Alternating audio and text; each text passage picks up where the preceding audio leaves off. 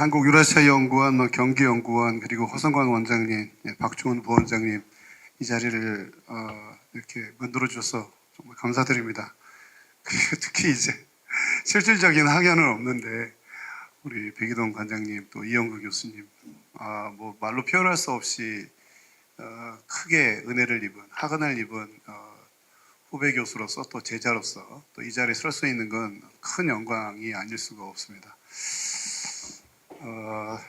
참 놀라운 일이죠. 예. 그리고 임재희 교수님도 제가 안동대에 가서 아주 젊은 교수였을 때 안동대학 방문했을 때 아주 반갑게 맞이해 주셔가지고 그때 인사드리고 했는데 기억은 안 나실 건데 또 이 자리에서 이렇게 학계의 태도분들을 이렇게 뵙게 돼서 큰 영광이라고 생각합니다. 제가 오늘 다룰 주제는 어떻게 보면 오늘 두 분 교수님께서 말씀해 주셨던 뭐 제2의 신인류 이야기 뭐 이렇게 요약을 해도 될 것 같아요. 제2의 신인류 이야기. 왜냐하면 이제 출발을 알타이지역으로부터 출발을 하기 때문에 그 이전에 큰 인류의 진화 과정과 그 여러 진화 이후에 현생 인류 이주 과정에서 생긴 그 이주 루트에 관한 여러 이야기들을 유전학과 고고학적 자료를 기초로 호모 에렉투스 단계부터 현생 인류까지 이제 설명을 해주셨는데 가장 큰 사실을 지금 딜레마 중에 하나이면서 지나치게 센세이션화 됐던 게 데니소반이죠. 호모 사피엔스, 알타이엔시스 뭐 관련된 내용이죠. 이제 조금 좀 이렇게 그 뭐랄까 그 판타지가 좀 가라앉는 것 같아요. 좀 가라앉으면서 이 복잡한 이 유전학적인 그 연구들의 결과 그리고 충격을 받았던 유전학자들의 그 끊임없는 새로운 시도와 연구 결과에 따른 어떤 그 새로운 가설들 이런 것들이 지금 이제 태동하는 시기 같아요. 이 시작은 제가 실제 조사했을 때는 그 사실은 이제 치아까지는 발견이 됐었거든요. 펄란지는 발견이 안 됐던 단계였었어요. 그래서 그 펄란지가 발견되면서부터 2009년도에 처음으로 네이처지인가요? 거기에 그 프린트되면서 처음으로 이제 알려지게 되고 2012년도에 세계 3대 연구 과제 중에 하나를 이제 호모사피엔스 알타이엔스 그때 데니소반이라고 어떤 이야기를 했었는데 현생 인류의 그 여러 하나의 뿌리가 아닌 그 여러 지역에서 다양하게 환경에 적응하는 가운데서 현생 인류가 등장할 수 있다라고 하는 새로운 가설이 이제 등장을 하면서 이제 유전학적으로 큰 이제 센세이션이 일어났던 그런 시기였던 것 같습니다. 그러니까 2012년이 하나의 이제 분기점이 되고 나서 제가 2005년도에 세계 30대 석학 초청 국제학술 대회를 데니소바 동굴 유적에서 이제 그 초청을 받아서 그때 제가 캐나다 UBC에 가 있을 텐데 그때 초청을 받아서 갔을 때 그때 이제 처음으로 이 주제에 관해서 출발을 유전학에서 출발한 게 아니라 제가 지금 오늘 말씀을 드릴 이 석기 제작 과정, 그러니까 특히 이제 가장 펀더멘탈한 기술, 그러니까 돌날을 떼어내는 가장 펀더멘탈한 그런 기술, 그 기술 체계를 연구를 하면서 이 기술 체계가 왜 중교구석기 시대의 기술 체계를 갖고 있던 집단들, 소위 그 르발루아 기술을 가지고 있고 무스테리안의 석기제작 기법을 갖고 있던 중교구석기 시대를 대표하는 네안데르탈린의 유산들, 실제로 네안데르탈린의 유산들이 실제로 알타이 지역에 굉장히 많습니다. 그리고 네안데르탈린 이주의 증거물이라고 해서 이제 소위 시비리치하 동굴 유적이라고 오클라디니코프 선생님 이름을 명명해서 바꾸긴 했는데 오클라디니코프 동굴 유적은 완벽한 네안데르탈린 이주의 산물로 지금 이제 고고학적으로 유전학적으로 평가를 받고 있는 이런 상황인데요. 2005년도가 하나의 큰 기폭제였었는데 그때 기폭제를 그걸 이제 하나의 시점으로 보고 그 러시아 과학원에서 이제 특히 이제 노보시비르스키에 소재하고 있는 러시아 과학원 시베리아의 그 대부분의 그 고고학 연구를 주도하고 있던 고고학 민족학 연구소에서 데레비아콘 선생님을 주도로 해서 1985년부터 작은 그 조그만 그 1m 곱하기 1m짜리 이런 조그만 구덩이를 파면서 조심스럽게 시도했던 그 연구를 이제 30년 지나고 나서 이제 그 연구의 결과에서 왜 중기구석기 시대의 대표적인 르발루아 기술이 시대를 층위를 올라가는데 사라지지 않고 새로운 현세 인류가 들어왔으면 딱 대체되고 사라져야 되는데 당시 이제 전 세계적으로 그때 2005년도 경에 전 세계의 그 가장 그 대표적인 이론이 아마 리플레이스먼트 티어리라고 대체 이론들이 막 나올 때거든요. 그래서 이제 현생 인류가 이주하면서 중기구석기 시대의 주류를 이루었던 네안데르탈과 현생 인류가 이제 그 교체되었다. 그때도 유전학적으로 굉장히 이제 유전학이 그 1991년도에 크게 이제 성장을 하면서 2005년도 그 어간에는 이 대체 이론이 이제 크게 뜨고 있을 시점이었죠. 그때 이론적으로 굉장히 주목받고 있던 시점이었죠. 그럼에도 불구하고 러시아 과학에서 왜 이런 새로운 생각을 시작했냐면 그 대략 한 4만 년에서 3만 년 사이, 물론 이제 그 이상의 연대를 또 많이 나옵니다. 4만 5천 년, 4만 8천 년. 데니스바 동굴 유적의 11H층이 4만 8천 년 연대가 나오고 현생 인류의 다음에 발표하실 우리 교수님의 연구에서도 이미 소개되고 있지만 많은 예술품들이 등장하고 있어서 예술품의 등장은 현생 인류와 깊이 연결시킬 수밖에 없는 그런 장면이란 말이에요.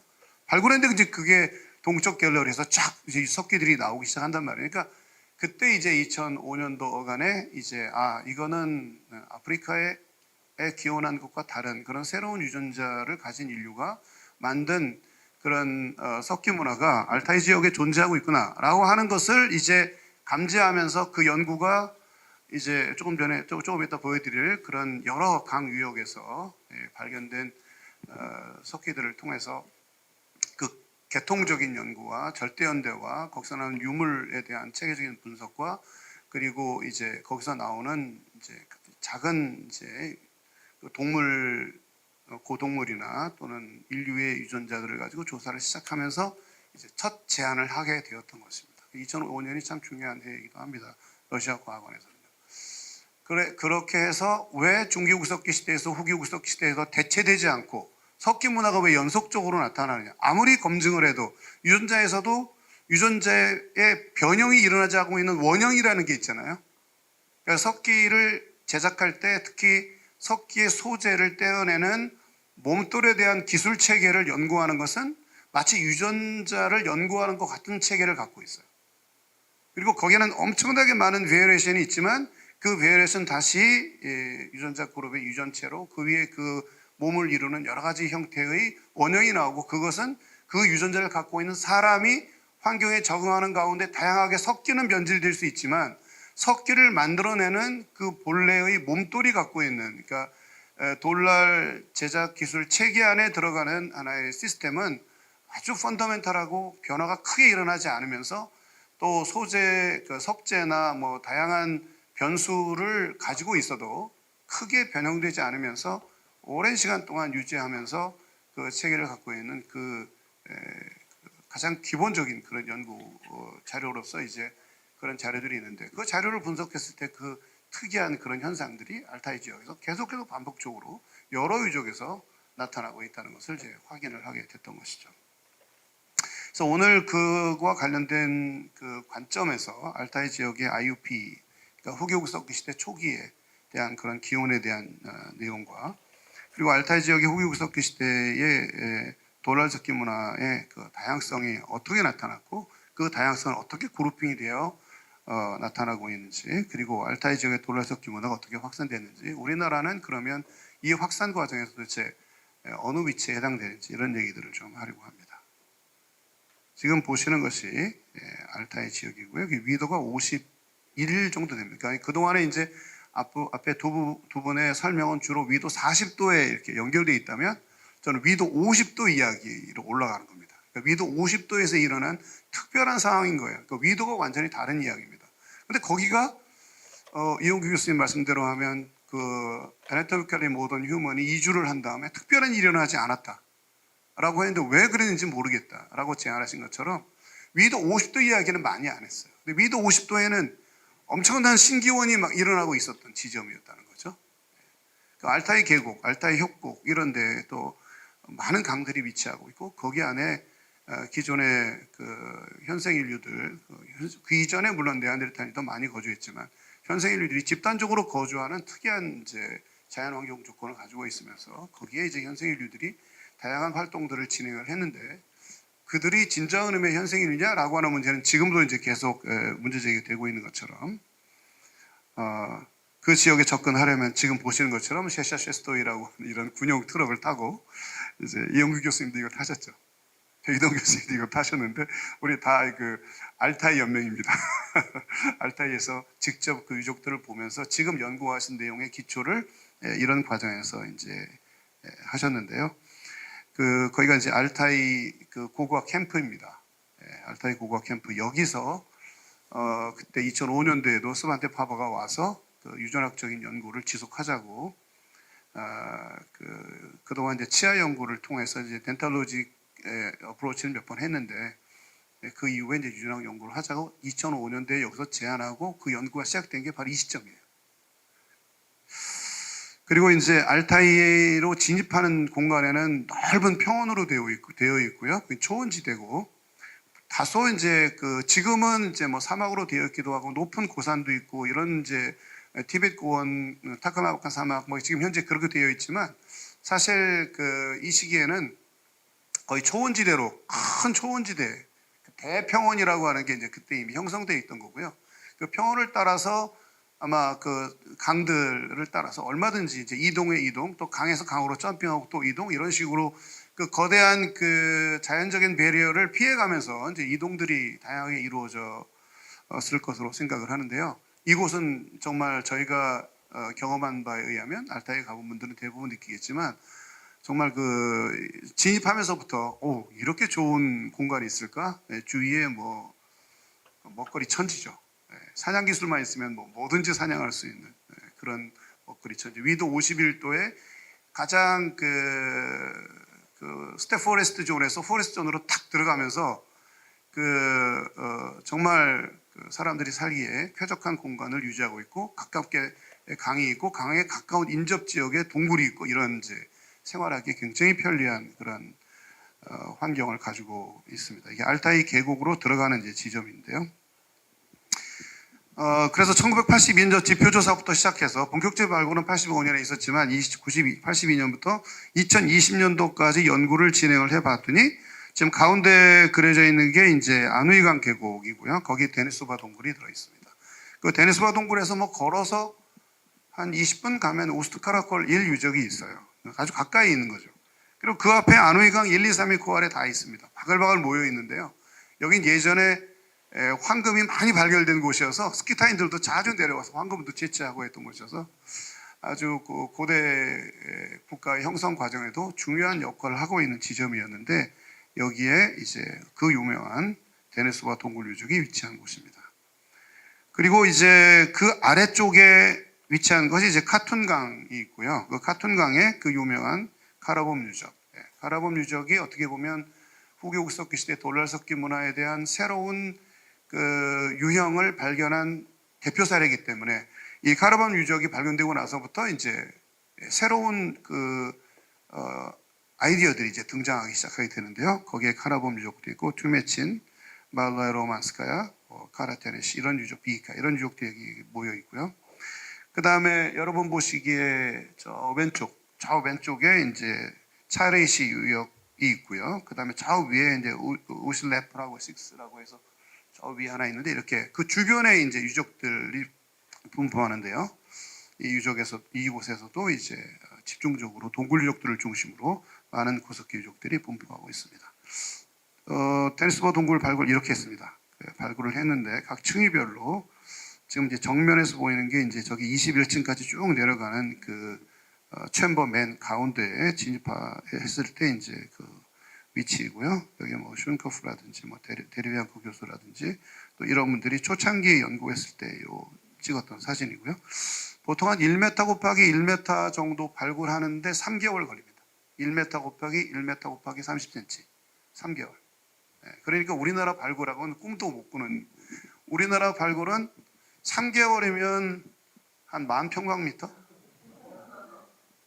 유물이 많이 안 나오니까 그럴 수도 있는데요. 여기는 그냥 1m 곱하기 1m를 하고 뭐 5cm, 5cm를 기본으로 하긴 하는데 5cm로 내려가는 가운데 너무나 유물이 많기 때문에 한 3cm 정도밖에 못 내려갑니다. 그러면 이제 파고 그거를 이제 버켓에다가 넣어서 이제 안우이강으로 내립니다. 내리면 안우이강에서 욕 관련해서 제가 논문도 하나 쓴 게 있는데 내리면 거기서 두 부류의 전문가가 앉아 있는데요. 한 부류는 마이크로파우나 하시는 분들, 그다음에 고인류 하시는 분, 두 분이 앉아 있고요. 그다음에 옆에서 이제 작은 파편들을 이렇게 채집하는 이제 연구원급의 학생, 두 분은 이제 전문가고요. 아주 그 최고의 전문가들이 거기 앉아서 이제 그 주니어 리서처들 정도 급에서 아주 우수한 분들이 거기 앉아서 거기 특히 그 설치류들, 로던트류의 이런 뼈라든지 개구리 뼈라든지 양서류, 파충류 이런 뼈들이 있는지 다 골라서 길이 한 0.5cm 정도 되는 아주 작은 뼈들도 거기서 다 걸러냅니다. 다 걸러낸 다음에 그 채를 다시 채에서 다시 이제 담아서 다시 올려줍니다. 다시 올려주면 그 위치에 그 그리드 번호를 다 써가지고 그거를 이제 파켓에 넣어가지고 복원을 하고 이제 저장을 하는 거죠. 그러니까 이제 그 시간이 걸리는 거예요. 정확하게 발굴은 9 to 6까지 합니다. 그런데 그렇게 정밀하게 조사. 그러니까 이제 그림이 나오는 거예요. 그러니까 거기에 양서류, 파충류까지, 그리고 개구리뼈도 다 나왔고, 새뼈 이런 거 다 찾고 있거든요. 놀라운 일이죠. 그 다음에 이제, 하이에나나 이런 또는 이제 동굴에 살고 있는 여러 고동물들이 이제 짐승을 사냥해서 먹고 이제 들어와서 동굴 안에서 배설한 것들 중에 아주 아주 작은 것까지 다 찾아가지고 이제 그거를 이제 어떤 동물들을 이제 사냥해서 먹었는지, 그다음에 이 차핑했을 때 차핑하는 그 각도나 위치나 이런 것들을 다 확인을 해가지고 어느 쪽에서 주잉을 했는지 이런 것들도 전부 다 이제 고동물 쪽에서 연구를 다 하는 거죠. 그러니까 이게 지금 20몇 년 동안 조사한 깊이입니다. 이만큼이. 얼마나 정밀하게 했는지 아시겠죠? 말로 표현하기 어려울 정도로. 그러니까 제가 1992년도에 그 대려영 선생님이 특별히 외국에서 왔다고 저한테 2개월 동안 팀장을 시켰어요. 발굴 팀장을 시켜서 제 주도하에 이제 가로 세로 이제 1m 곱하기 1m 곱하기 30cm를 제가 팠습니다. 제가 책임하여서. 그러니까 제가 아는 거예요. 2개월 동안에 그거 다 못 팠어요. 나머지 제가 8월 15일 날 그때 1992년 8월 15일 날 그날이 오크사이코프 선생님의 탄생일이기 때문에 그날 이제 시베리아 고고학, 특히 이제 지금 제가 소속한 곳은 시베리아라고 하지만 그 원료로 올라가면 상페체르부르크 학파거든요. 레닌그라드를 기반으로 하고 있는 상페체르부르크 학파. 여기는 이제 사회문화적 접근을 사회발전 단계에서 한쪽에서 주장하고 모스크바 대학이 그걸 중심으로 하고 모스크바 고고학 연구소가 그걸 핵심으로 하고 있을 때 상페체르부르크를 기반으로 하고 교대인데 레닌그라드 학파죠. 레닌그라드 학파는 그렇게 가지고는 문화를 제대로 이해할 수 없기 때문에 우리는 사회문화적 접근을 하겠다. 그러니까 사회라는 이름을 빼면 안 되니까 사회주의적 접근을 하긴 하는데 우리 문화적 접근을 더 중요하게 생각하겠다. 그래서 이제 이쪽은 이념 중심의 연구를 했다면 상페체르부르크 학파는 자연과학, 민족지, 그리고 실험고고학, 여러 과학과의 협업 이런 것들을 먼저 하면서 오히려 그쪽 차원에서 이제 연구를 진행을 해야만 고인류의 연구를 이제 진행할 수 있다고 생각을 했고, 사회발전 단계에서 제일 중요한 거는 원시 공산 사회를 연구를 해야 되니까 러시아 과학원 입장에서는 가장 최고의 엘리트들은 대부분 다 고인류 연구나 혹은 부석기 연구를 하는 사람들이 그쪽으로 초엘리트들이 많이 가서 그 분야를 연구를 해서 사회발전 단계에서의 기초를 이제 만들어주는 역할을 했던 것이었죠. 그러니까 그렇게 간데도 불구하고 이 레닌그라드 학파는 그런 이념적 연구에 대해서 이제 지향하지 않기 때문에 그들이 1950년대 이주를 하는 겁니다. 대이주를 해서 노보시비리스크에 고고학 연구소를 설립을 하고 고고학 민족학 연구소를 설립하고 고고학 민족 언어 연구소거든요. 처음에 거기에 들어가서 그 연구를 이제 본격적으로 하면서 그런 이데올로기가 고고학을 지배할 수 없다. 이런 생각을 했던 거고요. 그 다음에 이제 그 프랑스에서 시작했던 1925년대 아날르 학파의 과학으로서의 역사학을 주장하고 할 때 이미 1910년대에 과학으로서의 고고학을 이미 주장하고 시작한 것이 그 레닌그라드 학파입니다. 그러니까 이 같은 러시아 고고학, 시베리아 고고학을 하지만 관점이 완전히 다르죠. 그래서 이제 데니소바 동굴 유적과 같은 이런 발굴을 할 수 있게 된 겁니다. 그 배경에서. 여기서 지금 연구되고 있는 많은 자료들은요, 거의 검증된 것들이라고 보시면 됩니다. 왜 제가 이 석시작 기술을 가지고 이제 연구를 하게 됐냐면, 처음 갔는데 제가 처음 만난 교수님이 실험고고학자예요.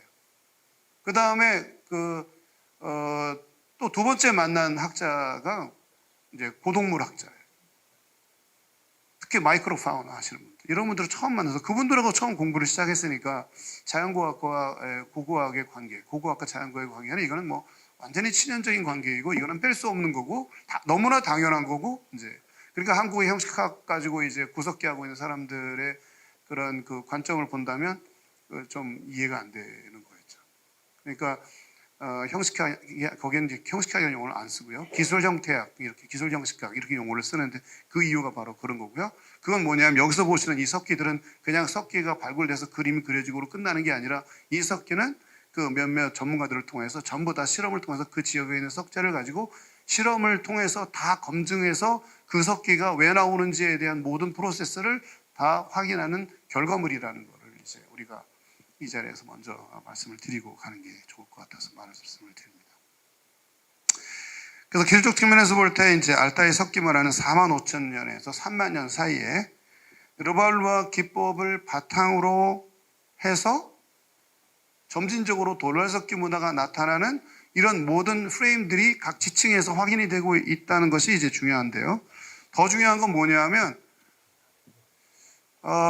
우리가 이제 모드 3, 4, 5, 그 모드 3, 모드 4, 모드 5를 이렇게 얘기를 하면 돌발석기 문화로 르발루아에서 돌발석기 넘어가고 돌발석기 문화에서 세형 돌발 문화로 넘어가고 소위 좀돌발 문화, 뭐 세석인 문화 이런 건데요.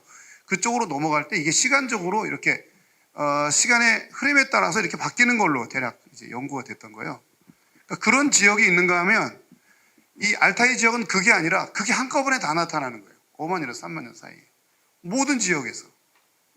그러니까 그래서 제가 이걸 이제 오리진 이펙트라고 하는 말을 쓴 건데, 기원지에서는 이런 돌발석기 문화가 다양한 형태로 시도가 되고, 그리고 그 시도된 결과물들이 그 부산물로 지금 석기로 다 나타나야만 이제 된다는 것이죠.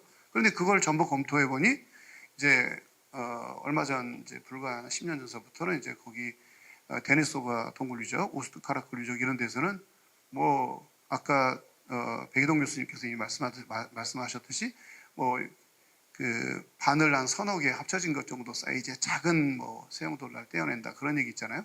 그 얘기도 이제 중요한데 그 얘기가 과거에 보통 한 25,000년, 27,000년 전에 이렇게 나타나는 걸로 알려져 있지만 여기는 4만 년에 이미 나타나거든요.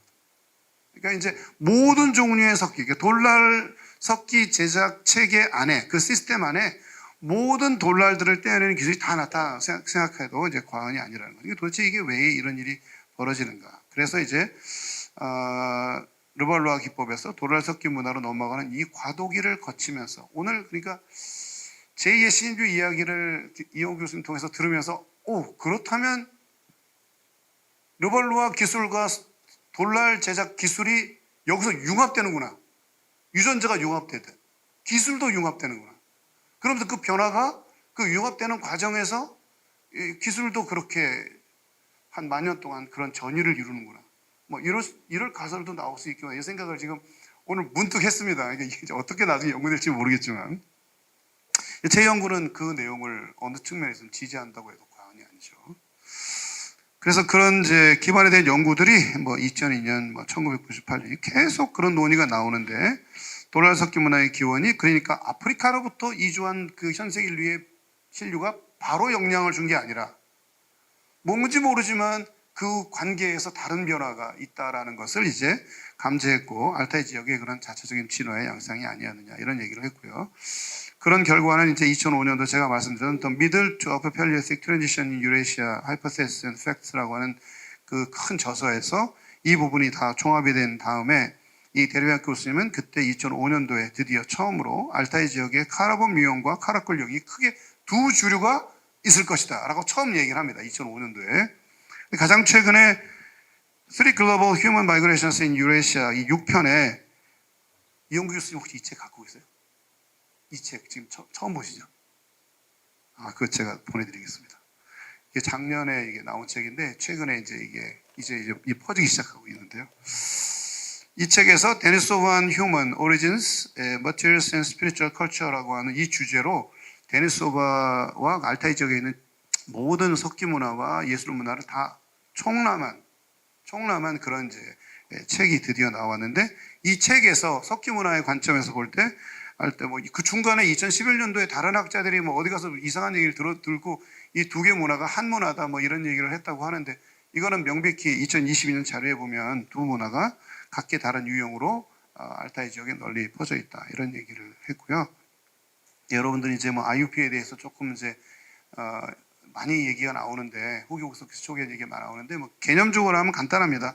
글로벌 편연체계 하나이고요. 최근에 뭐 쿤이라든지 스웨인스라든지 또는 뭐 그 이전의 대려형 선생님도 이거를 적극적으로 받아들여서 그 하나의 편연체계로 받아들여서 중개구석기 시대의 르발라 기술과 후기구석기 시대 돌달 문화의 진화 과정을 포괄한 그런 기술 체계가 나타나는 시기이면서 그런 유적들을 이제 IUP 유적이라고 지금 이야기를 하면서 소위 이렇게 만든 개념에는 네안데르탈린과 호모사피엔스와의 관계를 문화적으로 풀기 위해서 만든 개념이거든요.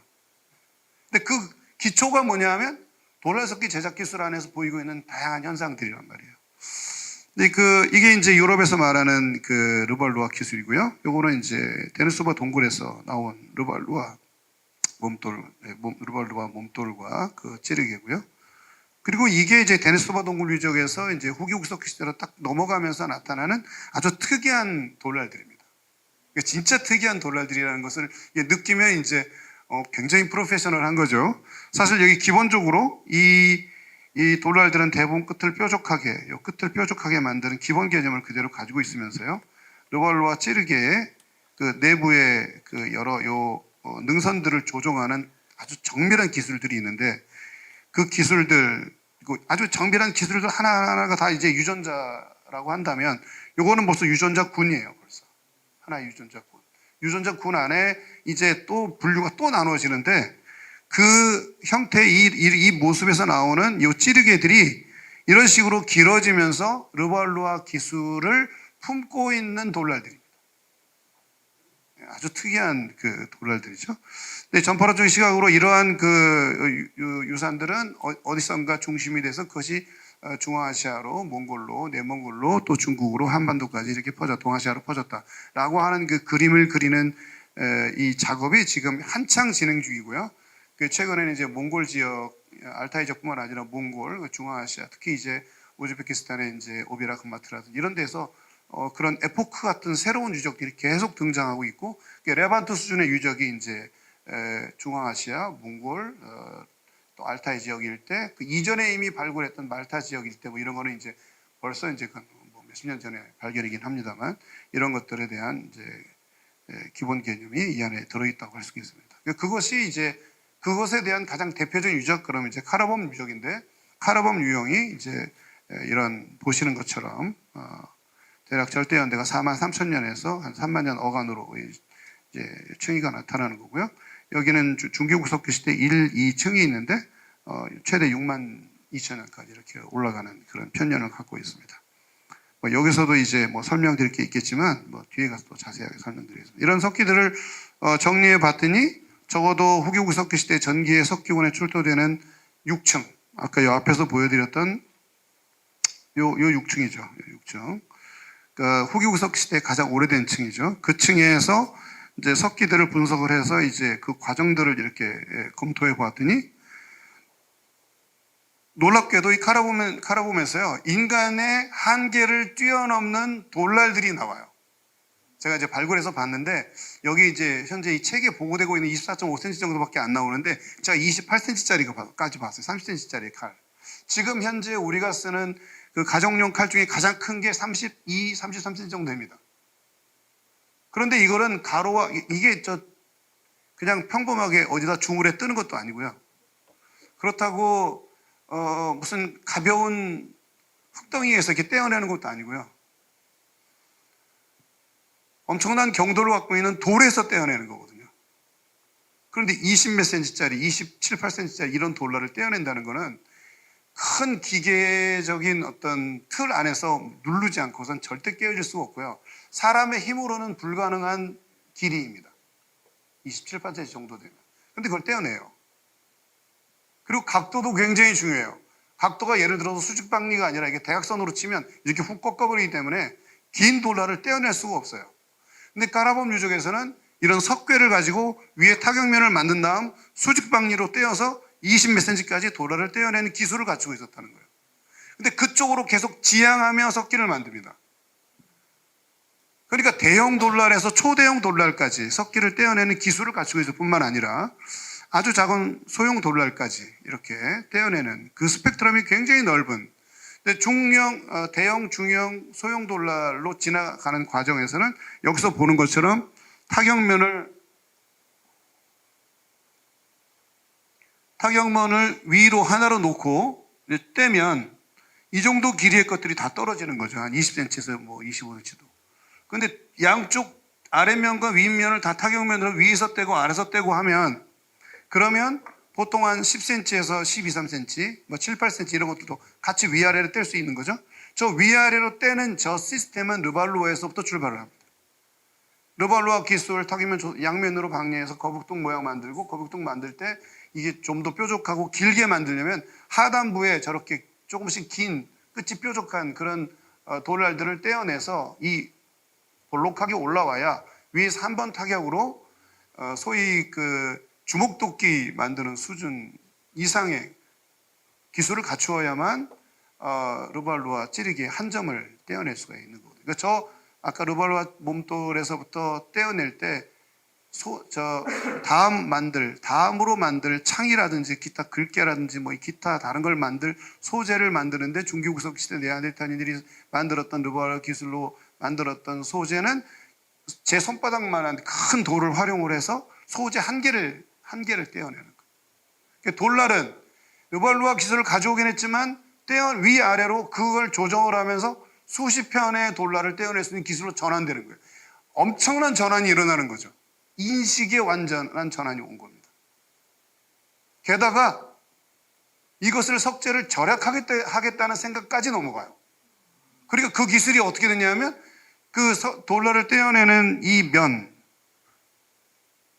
면을 이렇게 좁은 측면에다가 아주 좁고 높은 이런 그 작업면을 가진 걸 가지고 돌날을 떼어내서 가늘고 긴 돌날을 한두 점 떼는 게 아니라 수십 점을 떼어낼 수 있는 그런 기술 체계로 전환을 시키는 거예요.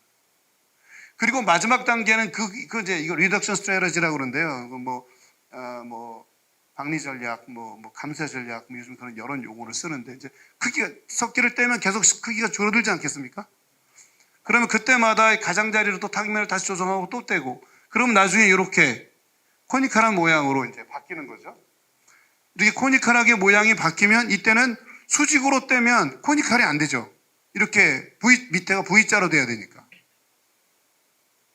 그러니까 작은 돌날을 뗄 때는 이 V자로 된 상태에서 대각선으로 떼어야 계속 석기를 뗄 수 있는 기회가 오기 때문에 대각선 방리라고 하는 새로운 앵글이 등장하게 되는 거죠. 그게 돌날을 떼어내기 위해서 초대형 돌날에서 대형 돌날, 중소형 돌날까지 가려면 이 기술이 다 있어야 되는 거예요.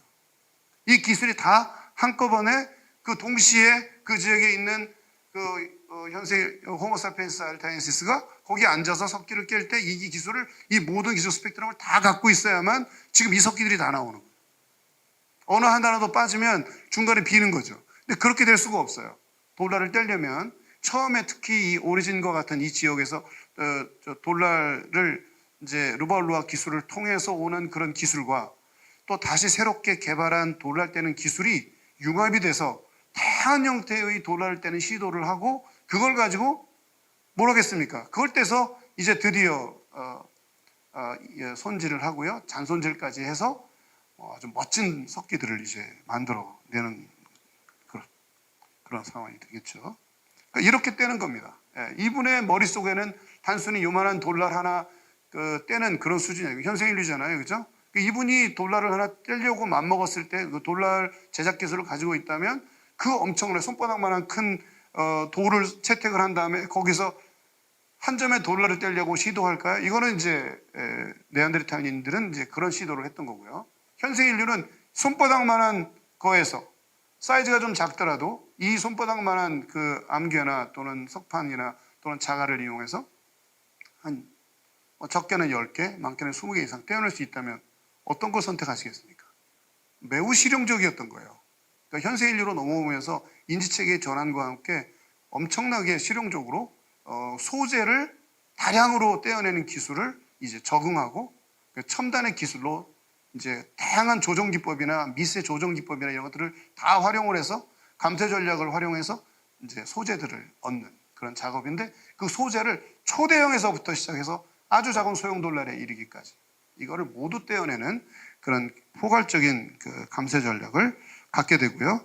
이것은 철저한 디자인이 없이 또 그 각각의 순서를 수행할 때 거기에 맞는 기술을 갖고 있지 않으면 절대로 다음 진행할 수 없습니다. 그래서 수직방리를 했는데 이렇게 스태핑 돼서 이렇게 중간에 끊어져 버리면요. 그거 못 써요. 버려야 돼요. 한 번만 일어나면 버려야 돼요. 아니면 다시 타격면 다시 조생하고 앞부분 다시 드러내고 다시 또 쳐야 되는 복잡한 작업을 해야 되기 때문에 좋은 석재를 얻기도 어려운데 그 좋은 석재를 가지고 한 점에 석기 떼고 더 이상 그 석재 활용이 진행이 되지 않고 있는 이거 다 사용 분석 통해서 밝힌 내용입니다. 르발루아 찌르개를 만들 때 그 부산물들이 굉장히 많이 나오는데 현미용 저셉은 사용원이 안 나와요. 그 찌르개 나옵니다. 그러니까 그거 무슨 얘기냐면 찌르기에 초점이 항상 맞춰져 있었고 한 점을 떼기 위한 굉장히 많은 그 시도들이 있었다는 얘기죠. 돌날은 그 한 점이 목표가 아니고요. 다량의 소재를 만드는 대로 이코노마이즈 마인드가 생긴 거죠.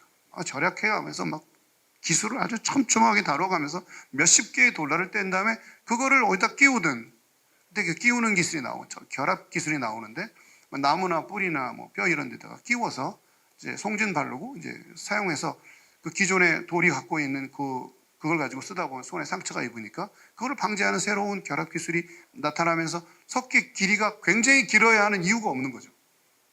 그럼에도 불구하고 카라봄 이 유형에는 그런 대형 돌날을 떼면서 아주 고전적인 형태의 석기를 떼려는 시도가 아주 많았던 독특한 그런 기술을 갖고 있는 거죠. 이렇게 복잡합니다. 제가 이제 연구한 건데요. 이제 러시아 과학원에서 셀렌자 유적을 조사를 하면서 거기 나오는 돌날 떼는 기술들을 각각의 작은 요소들을 가지고 친연적인 거죠. 준친연적인 거, 전혀 관계가 없는 거 이런 것들을 쭉 정리를 하는데 이렇게 엄청난 복잡한 관계를 유지하고 있는 겁니다. 그리고는 이렇게 높은 이런 그 돌날을 떼어내는 기술로 이제 전환한대요. 그러다 보니까 어떻게 돼요? 몸돌은 감쇄 전략 때문에 이제 점점 크기가 작아졌죠.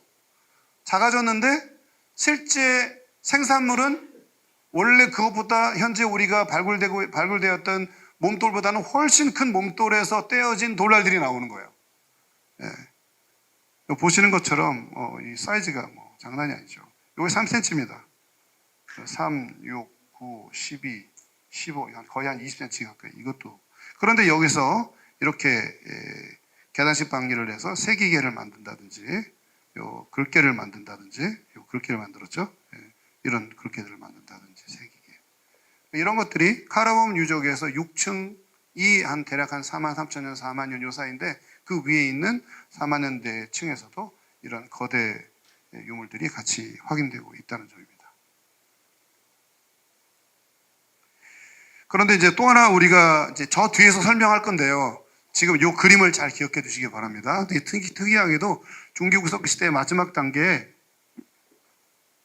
5분요? 에이, 좀 이렇게 시간을 적게 주세요. 저한테 그럼 10분 주세요. 지금부터 달려야 되는데 그럼.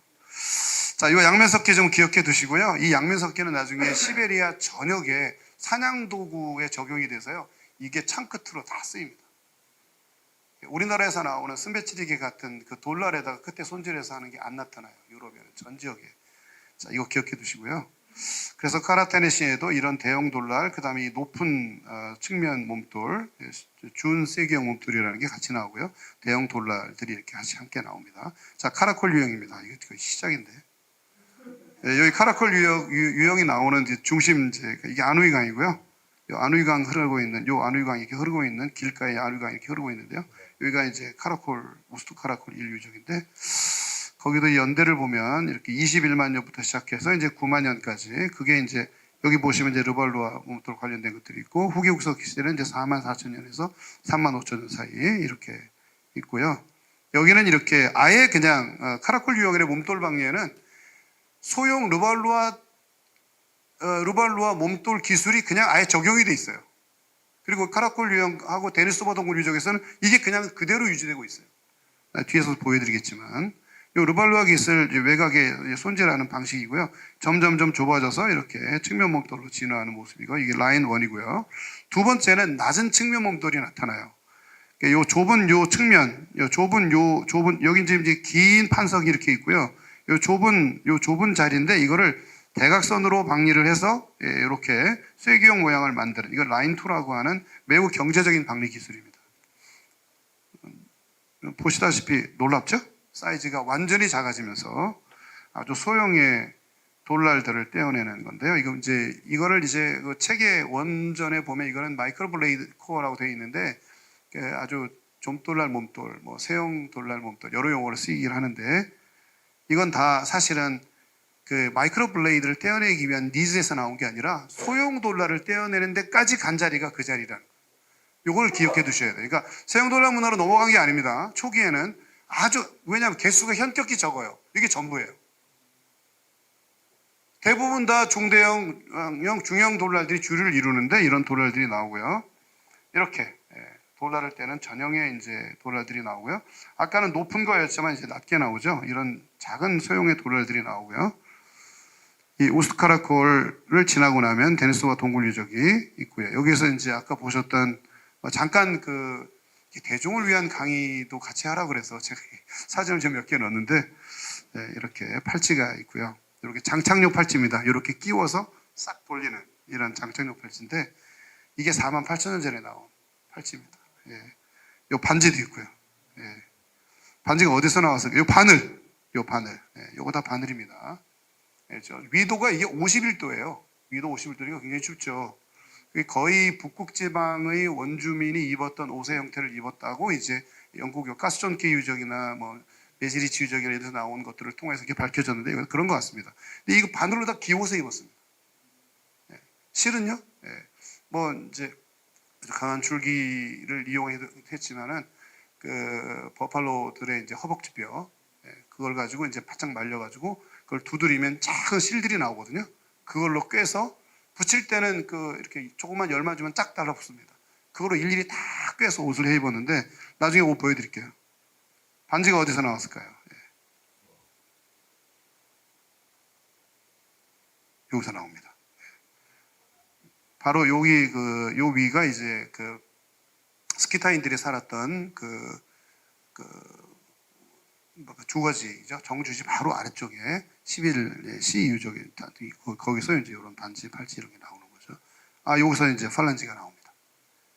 여기가 지금 스키타인들이 정주했던 곳이고요. 요 바로 안에가 이제 9층이고요. 여기가 11층입니다. 여기에 이제 팔란지가 나오는 겁니다. 요 팔란지를 다시 사진 찍은 거고요. 요 새끼손가락 요 자리에 어린 소녀의 이제 뼈로 추정이 되는데, 이거를 이용을 해서 복원을 했는데, 이게 남성 상상도는 이런 모습일 거다.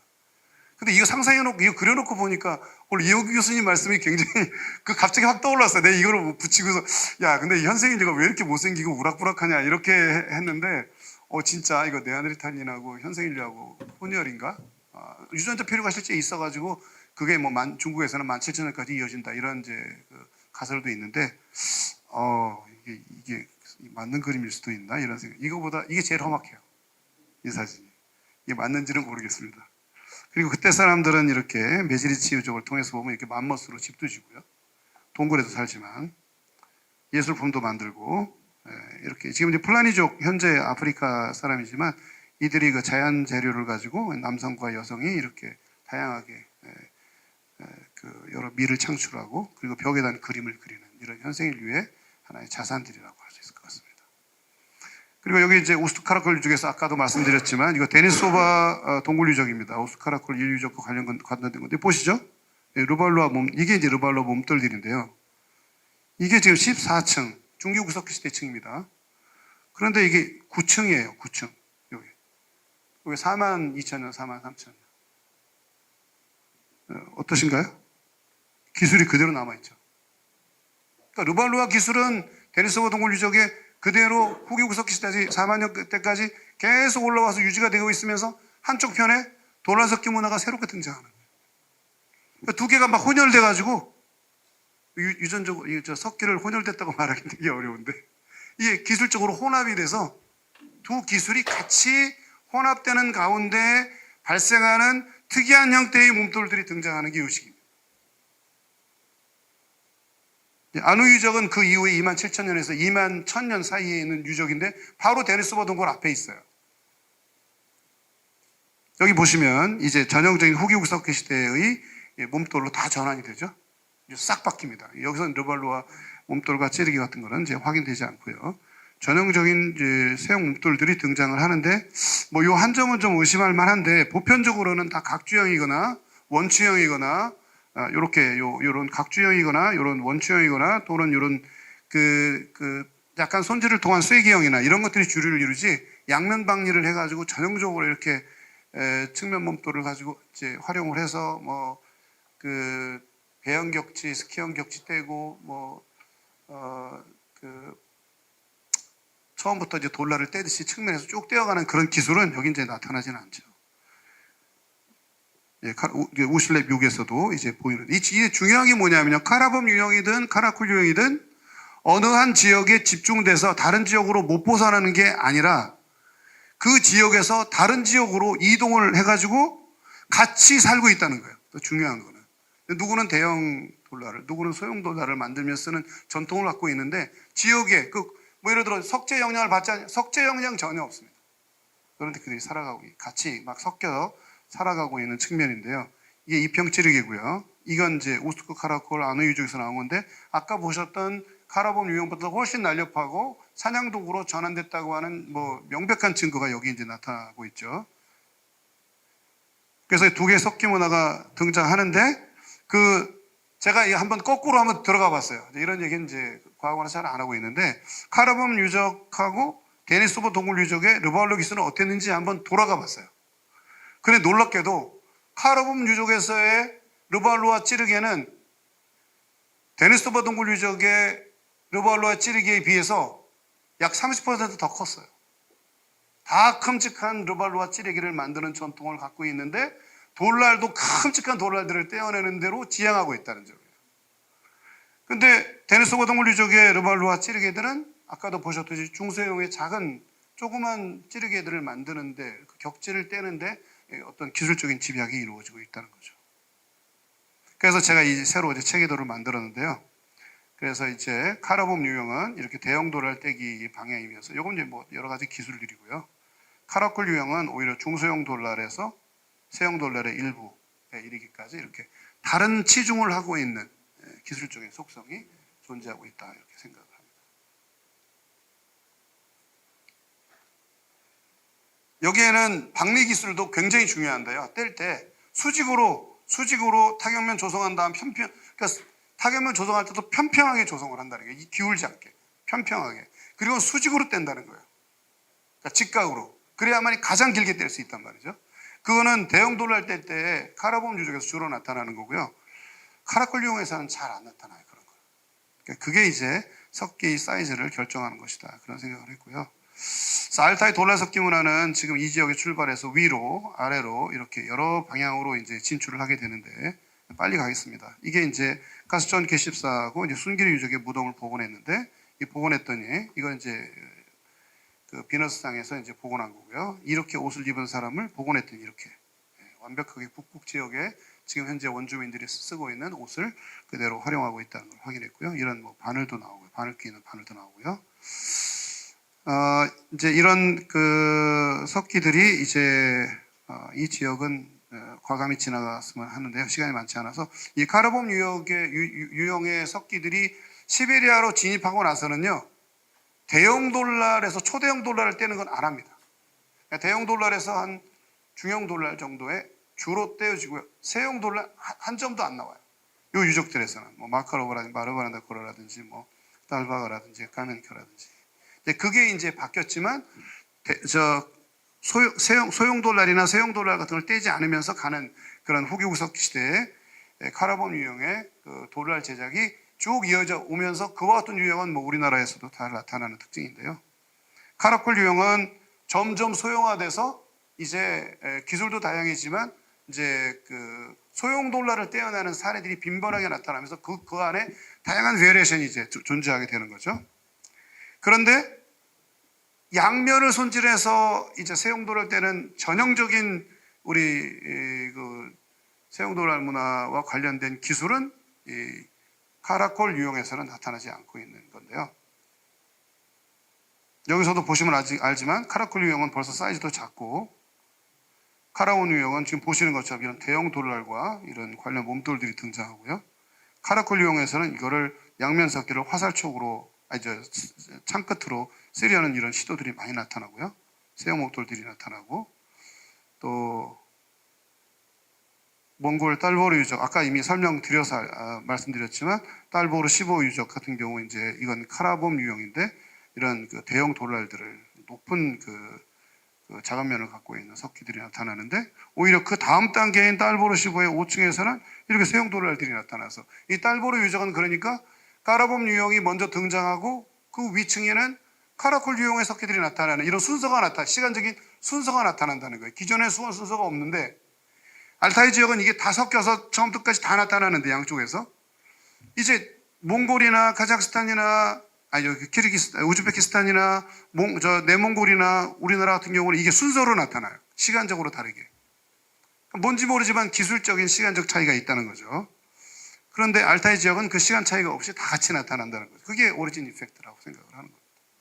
이건 우즈베키스탄 오비라크 마트인데 역시 르발루아 기술에서 대형 몸돌에서 중소형 몸돌로 전환하는 이 순서가 나타나죠.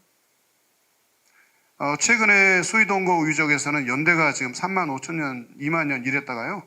최근에 이제 메슨이라는 학자가 이제 다시 연구를 해서 2018년도인가요? 그때 4만 5천 년까지 연대가 올라간다고 수이동고 1지점하고 2지점에서. 근데 수이동고 2지점은 완전히 격진을만 나와요. 소위 중국에서 말하는 소속기 전통의 계보라고 중국 학자들은 이제 얘기를 하는 거고요. 놀랍게 수이동고 1지점에서만 대형 돌랄을 떼어내는 그런 기술이 전제에 남아 있습니다. 이런 몸돌들과 돌랄들이요. 그래서 세형 돌랄 문화의 기원을 카라콜 유형의 진화라고 볼 거냐? 이건 굉장히 중요한 질문이고, 이게 우리나라의 어떻게 보면 민족의 기원을 구석기 시대로 끌어올리는데 하나의 접점에 되는 지점이 바로 이 지점이거든요. 토기를 제작했나 말았나, 그리고 이런 세형 돌랄 문화가 등장했나 등장하지 않았나, 그것이 우리나라에 연속되는가 되지 않는가, 그러니까 초기 신석기 시대와 후기 구석기 최말기가 연결되느냐 연결되지 않느냐, 이 부분에 대한 기술적인 문제가 해결이 되면 이제 후기 구석기 시대로 이제 우리 민족의 기원이 올라갈 수 있는 기회를 마련하는 게 그건데, 그 문제를 풀려면 이 문제를 먼저 풀어야 하는 거죠. 이렇게 되려면 이 다양한 세형 돌랄을 양산해야 할 필요성이나 또는 새로운 형태의 적응 과정이나 기술적 노하우나 석재의 선택, 이런 것들이 있어야 되는데요. 이 부분이 굉장히 이번에 새로 연구해서 이제 처음 발표하는 내용인데요. 적어도 세형 돌랄 문화의 세형 돌랄 문화와 양병만리 기술은 병립하여 시베리아로 진입하고 계속 확산되어 갔는데, 이 두 기술이 어느 순간인가 갑자기 합쳐지는 순간 새로운 시대가 열리는 거예요. 근데 그거는요, 주먹도끼를 만들 때 양면 핵석기라고 해서 양면으로 손질을 하죠. 이거는 석기 만들 때 쓰는 기술이에요. 그런데 이 기술을 누가 갖다 쓰냐면 르발루아 제작 기술에 활용을 해서 양면으로 손질을 해가지고 격지석기를 떼는 기술로 전환이 돼요. 그런데 화살촉으로 쓰던, 마치 주먹도끼 쓰듯이 화살촉으로 쓰던, 석창으로 쓰던 양병박리 기술을 가지고 그렇게 진화해 갔던, 사냥도구로 진화했던 양병박리 기술이 세형 돌랄 문화가 시작하는 단계에 그것을 몸돌로 갖다 써요. 굉장히 큰 중요한 변화가 있는 거죠. 그러니까 A 기술 인자라고 할 수 있는 카라콜 유형의 돌날대기 기술의 감세 전략 과정에서 소형 돌날을 뗄 거는 뿐만 아니라 세형 돌날을 떼는 것까지 기술을 다 갖추고 있는 그런 기술 체계를 현세 인류가 1차 갖고 있어야 되고, 두 번째는 양변방리를 통해서 양면 찌르개를 만들 수 있는 기술을 가진 그런 다양한 종류의 양면방리 기술을 이용해서 창끝을 만드는 기술을 동시에 갖고 있으면서 아주 작고 가는 길이 뭐 2, 3cm, 뭐 폭, 뭐 길게는 7cm도 있지만 폭 0.5cm 되는 이런 작은 돌날들을 떼어내는 필요가 환경에 적응하는 가운데 적극적으로 환경에 압력을 받지 않고는 그 기술로 넘어갈 일이 없어요. 필요가 없으니까. 근데 그게 있었다는 거예요. 그래야만 세형 돌날 문화로 넘어가는 겁니다. 엄청난 하이 테크놀로지이기 때문에. 이게 이제 바로 그 양면 방리로 뗀 다음에 요 배영 격지를 떼고 스키 격지를 떼고 일단 요 크레스트 블레이드를 떼고 그 다음에 요런 돌날을 떼는 기술이거든요. 이거 굉장히 중요한 기술이고 하이 테크놀로지입니다. 그런데 이 기술이 양면 방리를 떼는 양면 섞기가 없다면 이걸 몸체를 못 만드는 거죠. 이렇게. 오히려 이런 그 대형 돌날을 이용한 승배 찌르기는 오히려 카라범 이용하고 훨씬 더 기술적으로 가깝다는 거죠. 이렇게 끼운 겁니다. 이렇게 돌날들을 끼우고요. 그리고 이렇게 원주민들 사진, 옛날 라이프지에서 나온 건데요. 이렇게 원주민들이 직접 아틀라트를 만들어 가지고 요 끝부분에다가 이런 결합식 도구를 붙여서 이제 사냥을 하는 장면이고요.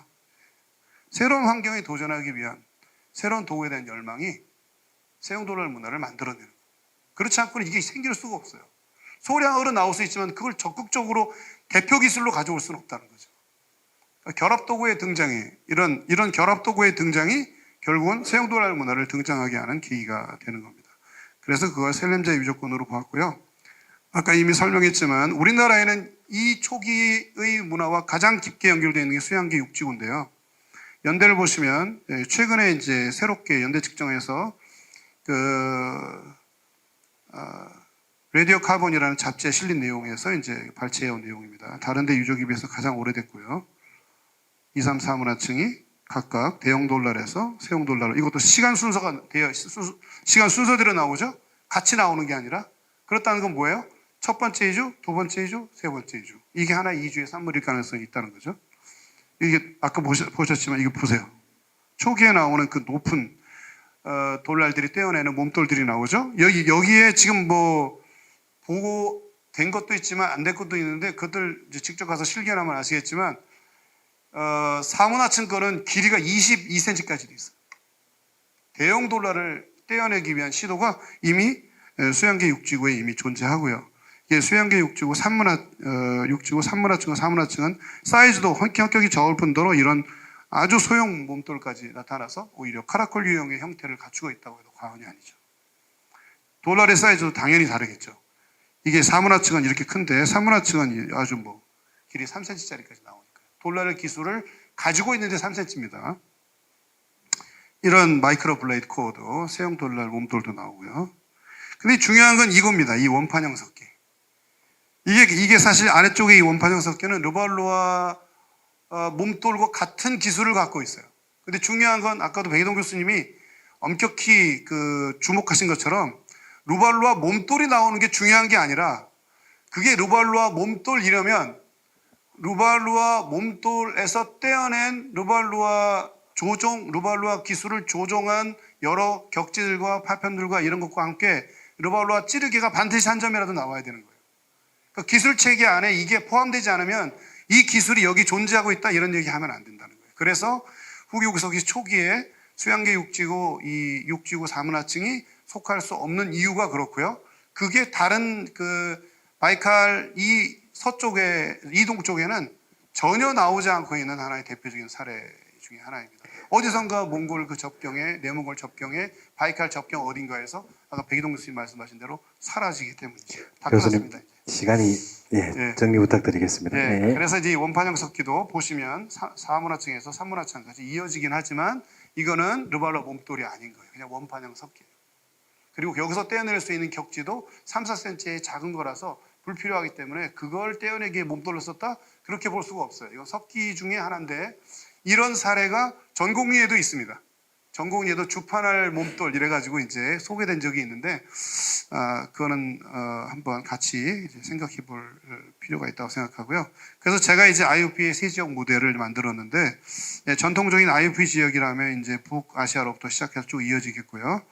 아까도 백이동 교수님께서 석기 문화는 이렇게 위에서 아래로 내려오는 그런 루트가 있다면 인류는 오히려 아래에서 위로 올라간 루트가 융합됐다고 하는 그렇게 보는 게 어떠냐 그런 제안이 있었고요.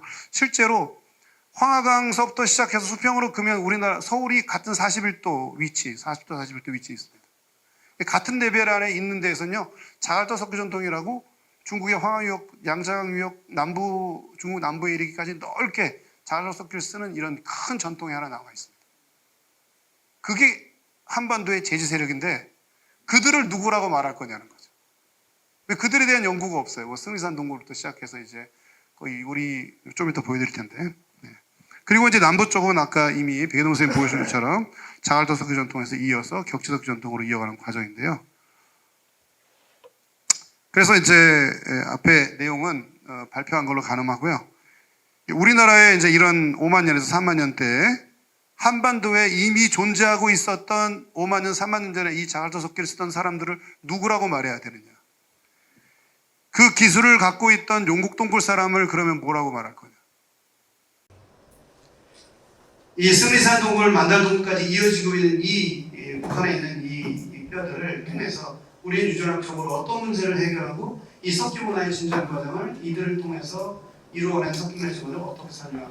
이 문제가 사실은 어떻게 보면 우리 민족의 기호 문제를 다룬다면 이 문제에 관한 연구로 이제 우리가 도입에 들어가야만 된다는 거죠. 크게 IUP 단계에서 그 EUP 단계로 전환하는 과정에서는 한반도에 연결고리가 있습니다. 그런데 이 부분에 대한 연결고리를 제지세로가 나와 있던 인류에 대한 그 이야기는 누군가 이제 유전학에서 보고해서 이제 해야 된다고 생각합니다. 고맙습니다.